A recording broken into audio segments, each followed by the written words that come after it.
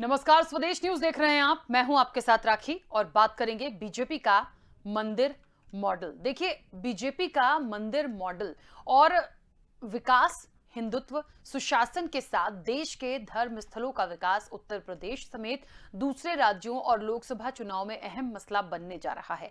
भाजपा ने अब अयोध्या के राम, काशी के धाम और रुद्रप्रयाग के केदारनाथ के सहारे चुनावी मैदान में उतरने का फैसला लिया है। मंदिर के विस्तारीकरण और सौंदर्यीकरण को विकास और रोजगार से जोड़कर भाजपा इसके फायदों को गिनाने में जुट गई है। प्रधानमंत्री नरेंद्र मोदी खुद इसकी शुरुआत कर चुके हैं। प्रधानमंत्री नरेंद्र मोदी ने वाराणसी में सदगुरु सदाफलदेव विहंगम योग संस्थान के 98वें वार्षिकोत्सव को संबोधित करते हुए काशी विश्वनाथ धाम, अयोध्या के श्री राम मंदिर और रुद्रप्रयाग के केदारनाथ धाम का जिक्र किया था। प्रधानमंत्री ने कई आंकड़े भी पेश किए थे। उन्होंने कहा कि 2013-14 से अगर तुलना करें तो 2019-20 में काशी में पर्यटकों की संख्या दुगनी हुई है। अयोध्या में भी पर्यटकों की संख्या लगातार बढ़ रही है। प्रलय के बाद लोग केदारनाथ जाने से डरने लगे थे, लेकिन अब वहां हर साल लाखों की संख्या में श्रद्धालु पहुंचते हैं। मोदी ने इन आंकड़ों के जरिए ये भी बताया कि किस तरह से अयोध्या में श्री राम मंदिर, वाराणसी में काशी विश्वनाथ धाम और रुद्रप्रयाग में केदारनाथ धाम के विस्तारीकरण और सौंदर्यीकरण से विकास को नया आयाम मिला है। इन तीनों जगहों पर स्वरोजगार और रोजगार में भी इजाफा हुआ है। देश दुनिया से यहां श्रद्धालु आ रहे हैं। इसका फायदा यहां के आम लोगों को मिल रहा है। बड़ी संख्या में रोजगार का सृजन हुआ है। देखिए, एक बात और है कि बहुत स्पष्ट है, शुरू से यह कहा जा रहा है कि भारतीय जनता पार्टी जो है वो धर्म की राजनीति कर रही है, हिंदुत्व की बात कर लेती है, और सबसे बड़ी बात कि क्या सिर्फ मठ मंदिरों की बात करके ही कहीं ना कहीं लोगों के बीच जाएंगे। विकास की बात कौन करेगा, मुद्दों की बात कौन करेगा। तो कहीं ना कहीं भारतीय जनता पार्टी ने जितनी भी चीजें इस वक्त पे की हैं उसको लेकर तमाम चीजें गिनाई भी हैं कि यदि काशी का हम भव्य निर्माण करवाते हैं या श्री राम के अयोध्या में मंदिर बनवाते हैं, जो तमाम चीजें हो रही हैं उससे कैसे रोजगार मिल रहा है, कैसे पर्यटक बढ़ रहे हैं, कैसे वहां के आम लोगों को फायदा हो रहा है, ये कहीं ना कहीं एक कनेक्शन उन्होंने बता के बहुत स्पष्ट किया है। बावजूद इसके विपक्ष इसे किस तरीके से लेगा, हम विस्तार से चर्चा करेंगे। आपको बता दें कि कई सारे मेहमान हमारे साथ जुड़े हैं। सबसे पहले मैं आपका परिचय करा दूं। भारतीय जनता पार्टी का पक्ष रखने के लिए अशोक पांडे जी हमारे साथ जुड़े हैं। अशोक जी, बहुत स्वागत चर्चा में जुड़ने के लिए। सपा का पक्ष रखने के लिए यूपी से दारा सिंह यादव जी हमारे साथ जुड़े हैं। दारा सिंह जी, आपका भी बहुत स्वागत है।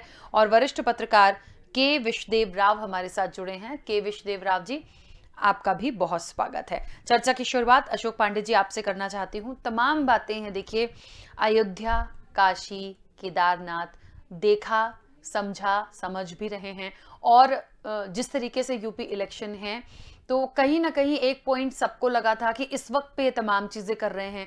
पहले से लंबे समय से सरकार है तो निश्चित तौर पर पहले भी ये काम हो सकता था। इलेक्शन टाइम पे जब होता है तो निश्चित तौर पर सवाल उठना लाजमी होते हैं और विपक्ष को तो एक मुद्दा बैठे बिठाए मिलता है। लेकिन जो इन तमाम कार्यों से आपने जो चीजें बताई या भारतीय जनता पार्टी ने बताई कि कैसे स्वरोजगार बढ़ा, कैसे रोजगार बढ़ा, कैसे पर्यटक बढ़ रहे हैं, तो वहां के लोगों को बहुत फायदा हो रहा है, इन तमाम चीजों के साथ क्या लगता है कि क्या सिर्फ यही चीजें हैं या इसके साथ भी कुछ और चीजों को प्लस लेके चलेंगे, तब जाके कहीं पे नया पार लगेगी? भारतीय जनता पार्टी, पहली बात तो राखी मैडम समझ लीजिए कि भारतीय जनता पार्टी वोट की राजनीति नहीं करती, सुनहरे भविष्य की राजनीति करती है।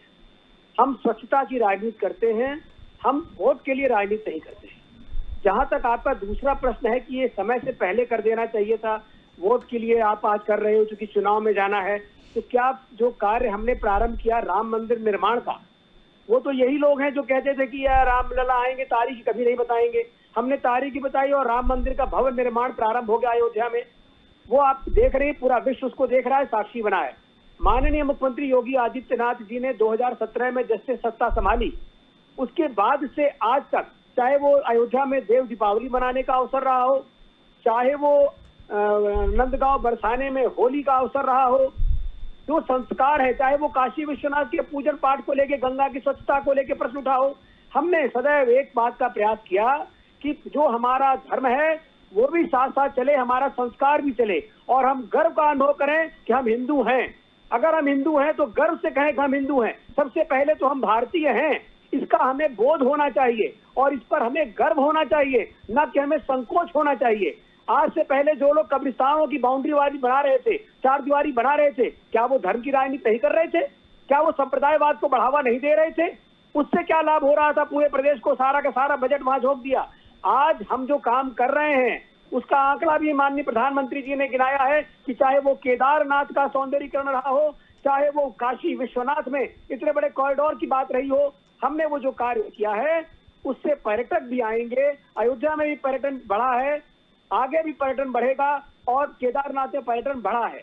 तो सबसे पहली बात तो हमारे लिए ये होना चाहिए कि जो स्मृतियां हैं वो संरक्षित होनी चाहिए, और जो बुरी स्मृतियां हैं जिससे हमें अपराध का बोध होता है, जिससे हमें गुलामी का बोध होता है, जिससे हमारा अपमान होता है, जिससे हम दबाए कुचले गए हैं उसका बोध होता है, उसको हमें नष्ट करना चाहिए, उसे समाप्त करना चाहिए और नई संस्कृति का उदय करना चाहिए। हमारी पुरानी संस्कृति, गौरवशाली संस्कृति, उसको हम दोबारा प्राप्त कर रहे हैं। जो ख्याति हमारी खो गई थी उसको दोबारा हम अर्जित कर रहे हैं, इसमें बुराई क्या है? अब अगर कनेक्शन की बात करें तो चाहे पांच जनपदों में मेट्रो चलाने की बात रही हो, चाहे हम इस बात की चर्चा करें कि हमने पांच जो है वो परिपथ बना करके, संपर्क मार्ग बना करके लोगों की दूरियों को कम करने की बात की है, संपर्क मार्गों से जोड़ने की बात की है, विकास को आगे किया है, तो जो हम कार्य कर रहे हैं उन कार्यों से ही विकास कहा जाता है। विकास भी और संस्कार भी, इन दोनों को साथ साथ लेके चल रहे हैं। चाहे वो शिक्षा का इशू रहा हो, हमने उस पर भी काम किया है। आज लोगों को लगने लगा है, आज युवाओं को लगने लगा है कि हमें निश्चित तौर पर बिना किसी भेदभाव के हमको रोजगार मिलेगा, तो वो सिर्फ और सिर्फ भारतीय जनता पार्टी की सरकार में मिलेगा, माननीय प्रधानमंत्री जी के दिशा निर्देशन पर, योगी आदित्यनाथ जी के कार्यशैली से मिलेगा। ठीक है, चलिए दारा सिंह यादव जी, क्या लगता है, क्योंकि अब जिस तरीके से देखिए अयोध्या में बड़ा सियासी जमावड़ा लगा और मुझे लगता है कि करीब 9 राज्यों के मुख्यमंत्री और उप मुख्यमंत्रियों ने रामलला के दर्शन किए, सरयू किनारे आरती की है, हनुमानगढ़ी भी पहुंचे हैं। और देखिए लगातार जिस तरीके से राजनीतिक गलियारे में इस कार्यक्रम की खूब चर्चाएं हुई हैं, और सबसे बड़ी बात मंदिर पॉलिटिक्स कह लीजिए या कुछ और कर लीजिए, विपक्ष जो है वो मान नहीं रहा है। सीधा सीधा ये आरोप है कि मंदिर की आड़ में भाजपा जो है बुनियादी मुद्दों से लोगों का ध्यान भटका रही है। क्या लगता है कि यूपी की जनता इतनी नासमझ है कि इन सब की आड़ में लेके वो मुद्दों से ध्यान भटका पाएगी? मुझे लगता है लोग इतने समझदार हैं, उनको समझ में आती हैं ये चीजें। और दूसरा ये कि यदि मंदिर पॉलिटिक्स की हम बात करें तो भारतीय जनता पार्टी ने स्पष्ट किया कि हम उसके जरिए भी रोजगार जुटा रहे हैं, उसके जरिए भी पर्यटक आएंगे तो हमारे यहाँ के लोगों को फायदा होगा। फिर अब इसमें दिक्कत कहाँ? राखी जी, सबसे पहले आपको नमस्कार और सभी श्रोताओं को भी नमस्कार। अभी जैसे कि भाई साहब बता रहे थे कि इनके मंदिर से रोजगार होंगे, तो देखिए समाजवादी पार्टी तो हरदम धर्म और आस्था में ही जुड़ी रही है और ईश्वर को भी हम लोग मानते हैं। और जैसा कि अभी इन्होंने बता रहे हैं कि उत्तर प्रदेश में इस समय जिस तरह से धर्म का बाजार गर्म किया जा रहा है, पिछले 4 वर्षों में ये लोग मंदिर पे नहीं गए, क्योंकि अब 2022 चुनाव आ रहा है। तो राखी जी, इनका जेन्युइन बात है कि इनका जो तावा है धर्म वाला वो गर्म हो रहा है, अब उस पे इनका रोटियां सेकने का काम करेंगे। अभी तक ये 4 साल हो जाते हैं चुनाव में, कभी ये किसी मंदिर का नाम नहीं लेते, किसी मस्जिद पे नहीं जाते, मगर जैसे ही चुनाव आता है ये मंदिर पे भी जाते हैं, मस्जिद पे भी जाते हैं। इनका तो यही एजेंडा है। मैंने पहले भी बता चुका हूँ कि इनकी रोटी ही यही तावे पे सेकी जाती है। और रोजगार की बात आती है तो अगर आपने रोजगार दिया तो क्यों युवा बैठा हुआ है सड़क पे, क्यों धरना दे रहा है विधानसभा के सामने, क्यों जा रहा है लोकसभा के पास? तो ये रोजगार तो देना ही नहीं, इनको सिर्फ बांटना है लोगों को। जनता में सिर्फ एक नफरत फैलाने का काम करते हैं। ये ना तो कभी सरकार के हुए हैं, ना तो ये अपनी सरकार द्वारा जो घोषणा पत्र किया है उस पर कोई अमल करते हैं। बस इनका तो दिखावटी ही एक छलिया, और जिसको कहते हैं एक फोटोग्राफर वाले जो नहीं होते हैं, जो इस समय मॉडलिंग पहले किया जाता था तो कॉपी आती थी, आजकल देश के प्रधानमंत्री मॉडलिंग कर रहे हैं जी। देखिए मुझे ऐसा लगता है अभी तो फिलहाल में जितनी भी चीज़ें कही जाएंगी उसका यही होगा कि अब चाहे बीजेपी का हिंदुत्व कार्ड कह लीजिए या कुछ और कह लीजिए, मंदिर पॉलिटिक्स कह लीजिए, लेकिन विपक्ष इनसे कैसे निकलेगा, कैसे करेगा।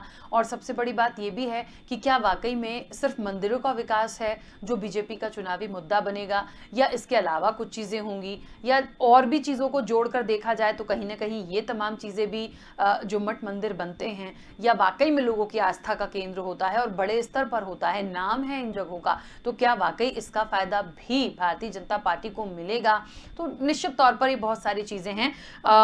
के विश्वदेव राव जी, एक वरिष्ठ पत्रकार हैं, आप क्या लगता है यूपी की सियासत में वाकई में ये जो मंदिर पॉलिटिक्स की बात हो रही है ये प्रभाव डालेगी, या फिर जिस तरीके से एक्सप्लेन भी किया है भारतीय जनता पार्टी ने कि हम यदि ये तमाम चीजें बना रहे हैं तो उससे रोजगार भी दे रहे हैं, उससे तमाम चीजें उन्होंने बताई हैं कि पर्यटक बढ़ेंगे तो भी हमारे यहाँ के लोगों को फायदा है, सिर्फ बनाना नहीं है, ये तो करना है, और निश्चित तौर पर किसी एक व्यक्ति के लिए, एक दल के लिए नहीं हो रहा, सभी की आस्था का केंद्र है। दूसरा आता है विकास, तो क्या वाकई में माना जाए कि ठीक राह पर भारतीय जनता पार्टी है या फिर कुछ और ही माने? राखी जी, एक बात विपक्ष को समझनी पड़ेगी जो शायद नहीं समझ पा रही है कि भाजपा हमेशा से हिंदुत्व और मंदिर मुद्दे पे ही राजनीति करती है। पहली चीज, आज 2014 के बाद से अब तक अगर देखें तो एक मुद्दा और जोड़ लिया है भारतीय जनता पार्टी ने अपने साथ प्रधानमंत्री नरेंद्र मोदी के आने के बाद, विकास। ये विकास का मुद्दा मंदिर के साथ जोड़ के एक बहुत वैश्विक रीच पहुंच गई है भाजपा की। विपक्ष को इसको काउंटर करने के लिए एक सॉलिड प्लेटफॉर्म बनाना पड़ेगा, अपनी बातें मजबूती से रखनी पड़ेंगी। जहां तक मेरा मानना है, ये मंदिर के साथ विकास का एजेंडा जो बनाया गया है और वाकई में हो रहा है, मैं जमीनी हकीकत जानता भी हूँ, मेरे साथी पत्रकार ग्राउंड रिपोर्ट भी भेजते हैं, किस तरह से काशी विश्वनाथ का विकास हुआ है, किस तरह से वहाँ रोजगार बढ़ रहा है, किस तरह से वहाँ चीजें हो रही है, ये सब जाके देखे, ग्राउंड रिपोर्ट देखनी चाहिए लोगों को। अयोध्या में, अयोध्या के अगल बगल जहाँ मस्जिद बन रहा है वहां पर रोजगार कितना बढ़ा है। आज तक पिछली सरकारों में, कल हमारे साथी लोग चर्चा भी कर रहे थे इस विषय में, पिछली सरकारों ने और इस सरकार ने, चलिए मान लिया भाजपा का एजेंडा ही मंदिर है, ठीक, तो बाकी लोगों का एजेंडा क्या था? बाकी लोगों ने क्यों नहीं जीर्णोद्धार किया? मस्जिद का, चर्च का, गुरुद्वारे का क्यों नहीं किया भाई? उनको तो नहीं रोका गया था। वो अगर उसको ही वोट बैंक समझते हैं तो उनका तो भला करते, लेकिन मेरे हिसाब से ये मुद्दा होना ही नहीं चाहिए कि मंदिर बनाए भाजपा की ना बनाए। उसने तो शुरुआत में ही कहा था कि ऐसा मंदिर बनाएंगे हम, वो तो अटल बिहारी की समझ की बात है। तो ये नया मुद्दा क्या है जो विपक्ष को सोचना पड़ेगा कि उसको किस तरह से इस मुद्दे को काउंटर करना है, अपनी बात कैसे प्रभावी तौर से रखनी है। राखिए, बिल्कुल। चलिए, मुझे लगता है दारा सिंह जी, जितनी बातें यहाँ पर के विश्वदेव जी ने भी कही हैं, देखिए, क्योंकि वो एक जर्नलिस्ट हैं और उन्होंने कहा कि यदि ग्राउंड रिपोर्ट से तमाम चीज़ों को वहाँ की देखा जाए और समझा जाए तो कहीं ना कहीं भारतीय जनता पार्टी की बात ठीक लग रही है कि आप कैसे उनको रोजगार दे रहे हैं, कैसे मंदिर के विस्तारीकरण से स्वरोजगार की जो चीज़ें हैं वो निश्चित तौर पर संभावनाएं उसकी बढ़ी हैं। तो बहुत सारी चीज़ों को देखना पड़ेगा। देखिए, मैं ये नहीं बोल रही हूँ कि सिर्फ और सिर्फ इन चीज़ों से ही कुछ अच्छा हो सकता है, बहुत सारी चीज़ें होती हैं, मूलभूत चीज़ें भी देखी जाती हैं। राखी मैं बोलना चाहूंगा जी, मैं राखी सबसे पहले ये बोलना चाहूंगा कि जो लोग ये कहते हैं कि भारतीय जनता पार्टी वाले मंदिर जाते हैं, मस्जिद जाते हैं, तो मंदिर तो हम सदैव जाते हैं, चुनाव पर नहीं जाते, सदैव जाते हैं, लेकिन मस्जिद कभी नहीं जाते। पहली बात। दूसरी बात, जहां तक कहना चाहूंगा कि हमने रोजगार देने की बात की है और पूरे प्रदेश में अमन और शांति लाने की बात भी हम ही ने रखी है। माननीय मुख्यमंत्री योगी आदित्यनाथ जी के कार्यकाल में एक भी दंगा नहीं हुआ पूरे प्रदेश में, और ये अपने आप में बताने के लिए काफी है कि जैसा शांत माहौल होता है, कानून का राज स्थापित करने में माननीय योगी आदित्यनाथ जी ने सफलता पाई है। आज पूरे प्रदेश में कानून का राज है और कानून के राज में अपराधी या तो जमीन के नीचे हैं या आसमान के ऊपर हैं या जेल के अंदर हैं। इन तीनों जगह के सिवा कहीं चौथा अपराधी आपको देखते हुए नहीं मिलेगा। अगर हमको रोजगार प्रफुल्लित करना है, अगर हमें समाज को आगे बढ़ाना है, तो एक मिनट दारा जी, सबसे पहली आवश्यकता है कानून व्यवस्था, जिसपे हमने कामयाबी हासिल की है। ठीक है, अशोक पांडे जी, रोड के एक एक्सप्रेस वे के सापेक्ष में हमने 5 एक्सप्रेस वे बनाया है। एक अधूरी मेट्रो दे करके पीठ ठोकने वाले, विकास का राग भरने वाले, ये जान ले कि हमने 5 जनपदों में आज मेट्रो चलाई है, तो हम विकास भी साथ में कर रहे हैं, संस्कार भी साथ लेके चल रहे हैं, हम दोनों काम एक साथ करके चल रहे हैं और युवाओं को रोजगार भी दे रहे हैं। देखिए, मैं एक बात बहुत स्पष्ट कर दूं कि यदि कोई भी सरकार ये कह दे, कोई भी सरकार हो, एक जर्नलिस्ट होने के नाते मैं इतना बहुत अच्छे से जानती हूँ कि किसी की भी सरकार हो, आप यदि ये कह दोगे कि पूरा विकास हो गया है, या आप कह दोगे कि पूरी व्यवस्थाएं दुरुस्त हैं, या पूरी तरह से कानून व्यवस्था दुरुस्त है, तो ऐसा कहीं नहीं होता। कुछ समस्याएं, कुछ प्रॉब्लम्स हमेशा बनी रहती हैं, उस पर इंप्लीमेंट कितनी जल्दी होगा, कितनी जल्दी हम काम कर पाते हैं, ये जरूर होता है। और ये आरोप प्रत्यारोप विपक्ष लगाता है, उनका अधिकार है, वो करते रहेंगे। सबसे बड़ी बात तो ये है कि जहां तक बात मंदिर और मस्जिद की अशोक पांडे जी आपने बोली, तो देखिए बहुत साफ सी चीज है, जिसको मंदिर जाना है वो जाए, जिसको मस्जिद जाना है वो जाए, जिसको गिरजाघर जाना है वो जाए। हम इन विषयों पे ही क्यों हमेशा आ रहे हैं, क्यों ये चीजें बार बार फोकस्ड हो रही? भाई सबकी अपनी अपनी धर्मों के प्रति आस्था है। विकास की चीजों पर बात करें, 100 योजनाएं हैं तो कितनी पूरी हो गई हैं, कितने से उसको जनता को फायदा है।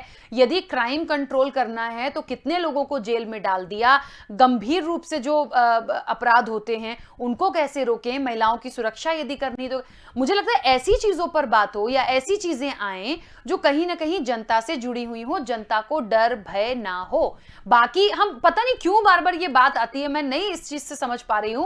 काफी दिन हो गए, मैंने कहा सबकी अपनी धर्म के प्रति आस्था है, पर पता नहीं बार बार यही बातें ऐसा तो। अच्छा मुझे एक बात बताइएगा कि जब वोट डालने जाते हैं तो क्या भारतीय जनता पार्टी को कोई मुस्लिम वोटर वोट नहीं देता? ऐसा कहीं आइडेंटिफाई है क्या? मुझे ये बता दीजिए अशोक पांडे जी। चलिए, मेरा शायद उनसे संपर्क टूट गया है, बट सवाल उन्हीं से था मेरा। दारा सिंह जी अपनी बात रखिएगा, पर मुझे इसकी जवाब दीजिएगा आप भी। मैं एक समझ लीजिए कि वोटर होने के नाते ये बात कर रही हूं कि हम जब वोट डालने जाते हैं, भारतीय जनता पार्टी को देना होगा या किसी को भी देना होगा, हम किसी भी धर्म के, हमें जो विकास दिखा रहा होगा, हमें जो लीडर दिख रहा होगा कि वो नेतृत्व कर सकता, हम उसको वोट डालेंगे ना। कि हम ये सोच के डालेंगे कि नहीं भाई हम मुस्लिम हैं तो हम बीजेपी को वोट क्यों दें, या हम किसी थर्ड व्यक्ति को वोट। ये कौन सी बातें हो रही हैं? इससे हम लोग कब निकलेंगे? पता नहीं ये राजनीति का विषय क्यों बनता है बार बार। राखी जी देखिए, जैसे कि वोटर की बात करते हैं, सच में आपने कहा कि एक वोटर जाता है तो वो धर्म या जात को देकर नहीं वोट देता है, वो विकास के नाम पर देता है, अपनी सुरक्षा के लिए देता है, अपने बच्चों के भविष्य के लिए वोट देता है। पर जब भी चुनाव आता है, इनका यही काम रहता है कि आकर यही एजेंडा लेकर चले जाते हैं। दूसरी चीज, आपने जैसे कि अभी कहा था, भाई साहब ने कहा था कि विपक्ष को अपना मुद्दा रखना चाहिए। विपक्ष सिर्फ अपनी विकास पे ही और काम पर जो काम किया है और जो काम करने वाले हैं, हम लोग उसी का प्रचार प्रसार करते हैं, इनकी तरह दिखावटी नहीं करते हैं। आप इनका वीडियो भी जनरल देख रहे होंगे कि इनकी फोटो शूट कैसे होते हैं। कहीं पे मुख्यमंत्री उत्तर प्रदेश को अलग कर दिया जाता है, कहीं पर एक सन्यासी जी है जो उनको पीछे कर देता है कैमरा में। तो जेन्युइन से बात, ये खुद बता रहे हैं ना कि हम सिर्फ नौटंकी कर रहे हैं, आप इसमें फंसना चाहे तो फंस जाए, आप नहीं फंसना चाहते नहीं फंसे। आप देख लीजिए इनके राशन के झोले, क्या और सरकार में प्रधानमंत्री नहीं थे? क्या और सभा पे नहीं जाते थे? क्या मतलब जहाँ पे जाना होता था, जिस मंदिर पे जाते हैं हम लोग, क्या वहाँ पे फोटो शूट कराए जाके? भाई हमारी भगवान से श्रद्धा है, भगवान पे भरोसा है, भगवान हमें हर दुख से निवारता है, मगर हम दिखावटी नहीं करते हैं। भाई ईश्वर कहता है कि आप हमें मानिए, मगर आप भूखे प्यासे में होकर मुझे न मानिए, आप खून खराबा मत कीजिए हमारे लिए। इनको सिर्फ ये लोगों का काम है कि गुमराह करना। मैं राखी जी कई बार कह चुका हूँ कि ये एक तो पहला काम, इनको शिक्षा नहीं मिलती, दूसरी चीज इनके पास कोई संस्कार नहीं। अभी ये बता रहे थे कि हमारे पास अपराधियों को हमने मतलब जेल में पहुंचा दिया। अभी अजय टैनी आज ही पत्रकार से बदतमीजी किया, उसका वीडियो आप सबके पास आ गया है। तो अभी ना उससे बर्खास्त का वो लिए इस्तीफा ले रहे हैं, ना उस पर कोई कार्रवाई का वो हो रहा है। तो इनका अब इनके बारे में हम जितना ही कहेंगे तो वही होता है ना कि उत्तर प्रदेश में अगर हम इनके बारे में कुछ बोलकर, अब तो गांव के लोग जो बूढ़ बुजुर्ग होते हैं वो भी बोल रहे हैं कि हम भाजपा के लिए क्यों बात करें। ये तो जो 5 किलो का राशन पे अपना झोला छपवा सकते हैं। आप सोचिए 5 किलो राशन इतना महंगा नहीं जितना उनका प्रिंट महंगा है, और जितना उसको लाने में हर गांव में पहुंचाने में खर्चा आ रहा होगा, अगर उतने में हम एक रोजगार दें तो उसमें 2000 लड़के हमको लगता है कि रोजगार पा सकते हैं, मगर उससे इनसे कोई मतलब नहीं। अब ये आस्था का इसीलिए ये बार बार लाते हैं, जितनी बार ये आते हैं सत्ता में ये यही करते रहेंगे। ठीक है, चलिए अशोक पांडे जी वापस हमारे साथ जुड़ गए। अशोक पांडे जी, एक सवाल था उस वक्त लेकिन आप डिस्कनेक्ट हो गए थे। मुझे बताइए, एक बात आपने बोली थी कि मंदिर जाते हैं पर मस्जिद कभी नहीं जाते, और सवाल मैंने इसलिए निकाला ये कि हमेशा ये मंदिर मस्जिद वाली जो राजनीति है ना, पता नहीं ये कब खत्म होगी। हर इलेक्शन में हर बार आती है। हम मानते हैं इस चीज को कि जातिगत समीकरण बहुत प्रभाव डालते हैं और आज तक हमने ये चीजें देखी हैं, पर इतनी नहीं कि हमें ये तमाम चीजें बोलनी चाहिए। अच्छा बताइए, क्या ये आइडेंटिफाई कर पाएंगे कि यदि भारतीय जनता पार्टी की सरकार है तो कितने मुस्लिम वोटर ने वोट दिया होगा, या क्या यदि कोई मुस्लिम वोटर है तो क्या वो भारतीय जनता पार्टी को वोट नहीं देगा? हम राखी जी आपसे सवाल पूछते हैं कि प्रधानमंत्री जी की जो 90 योजनाएं हैं, इन योजनाओं में से कौन सा ऐसा योजना है जिसका लाभ सबको नहीं मिल रहा? हमारा तो मूल मंत्र ही है सबका साथ, सबका विकास, सब पर विश्वास और सबसे आस। तो अगर हम उसको लेके चल रहे हैं, सबके प्रयास से आगे बढ़ रहे हैं, तो अगर आज आप ये चिंता कर रही हो, हमारा मूल चिंतन ये है कि हमें भारतीय होने पे गर्व करना होगा। हमें गर्व से कहना होगा कि हम भारतीय हैं, हम हिंदू हैं। तो अशोक पांडे जी, मैं भी भारतीय हूँ, हम सब भारतीय हैं, हम भारतीय देश में बैठे। नहीं, तो ये फिर ये प्रश्न कहाँ पैदा होता है कि हम मस्जिद जाएंगे और हम चर्च जाएंगे? ये आपने कहा था, इसलिए मैंने ये बात निकाली। एक मिनट अशोक पांडे जी, आपने कहा इसलिए मैंने आपसे पूछा। आपने कहा कि चुनाव के वक्त आप चुनाव के वक्त ऐसा कहते हैं, मैंने कहा चुनाव के वक्त ऐसा नहीं कहते, हम सदैव ऐसा सोचते हैं। हमारा जो संस्कार है वो प्रधानमंत्री जी ने भी दिखाया है कि हमारा संस्कार क्या है। और जहाँ तक अभी हमारे जो आप कह रहे हैं राशन इतना आवश्यक है कि आज 80 करोड़ लोगों को जिंदा रहने के लिए राशन की आवश्यकता थी, और इतने दिनों से राशन दिया जा रहा है। अगर राशन दिया जा रहा है तो उसकी जिम्मेदारी भी ली जाती है। ये तो बम चलाते हैं तो जिम्मेदारी लेते थे कि हमने किया है, ओसामा बिन लादेन ने बम चलाया है, और हम अगर अन्न बांट रहे हैं तो जिम्मेदारी ना लें। इनको शर्म आनी चाहिए कि बम चलाने की जिम्मेदारी लेंगे, ये जान से मारने की जिम्मेदारी लेंगे। अगर हम अन्न की जिम्मेदारी लेंगे तो हमें ये गलत कहेंगे। तो पहले ये अपने गिरेबान में जाके अपनी पारदर्शिता को रखें कि कैसे किस साइड क्यों रखना है। ये मस्जिदों की बाहर की दीवारें बनाएंगे, कब्रिस्तान की दीवारें बनाएंगे, और अगर हम मंदिर का निर्माण करेंगे तो उनको खराब लगेगा। ऐसे नहीं चलेगा देश।